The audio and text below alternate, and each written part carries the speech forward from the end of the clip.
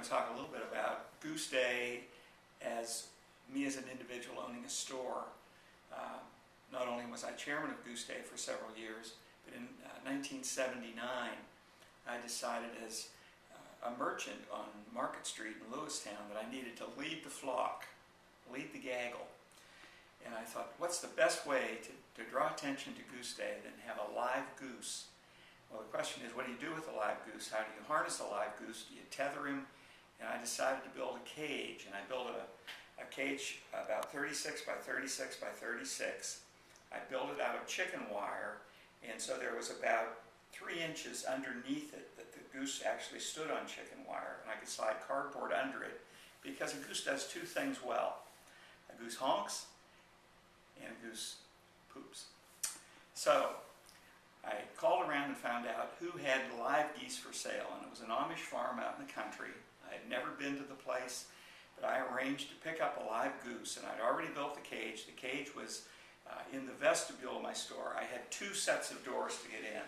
It was a weatherproofing thing. It was about 6 feet from the first set of doors to the second, so that it would help with heat and air conditioning. And I had that cage sitting in there. It was a Wednesday afternoon. We were closed every Wednesday afternoon in those years. And I drove to the farm, and I got there, and I was dressed as I would have coming from work. I had on a white shirt and a tie. I had on leather-soled shoes, and basically didn't fit into that farm situation at all. I knocked on the door, and the Amish lady who owned the farm said, "Just go out back and grab one." And I paid her on the spot, and I went out back, and I found out that geese aren't grabbable. I found out that geese, if anything, are defensive. They're more aggressive than a dog.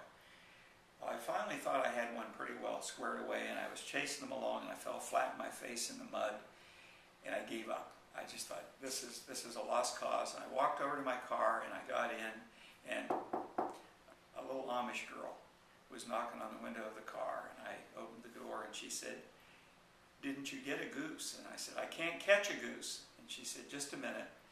She walked slowly over, picked up the goose, grabbed it around its feet and held its neck, brought it over to the car and stuffed it in this big cardboard box I had on the front seat. We closed the flaps, and that goose went nuts all the way from probably a 10-mile drive, banging on the roof of that thing. His head every now and then would poke up, and I'd swat it down. Got it back to the store. Now I'm alone. Somehow I've got to get that goose in the cardboard box into the chicken wire cage. So I decided the best avenue of attack is for me, the goose, the cage, to be in the vestibule of the store. So there's no escaping. And half an hour later, I finally won the battle, and the goose is in the cage. Every day for a week, I would take that goose out to the end of the sidewalk, and you could hear him honk all day long, both directions, for 2 blocks. Well, now, what do you do with the goose when Goose Day has come and gone? And about midweek, someone said, "Why don't you raffle him off?"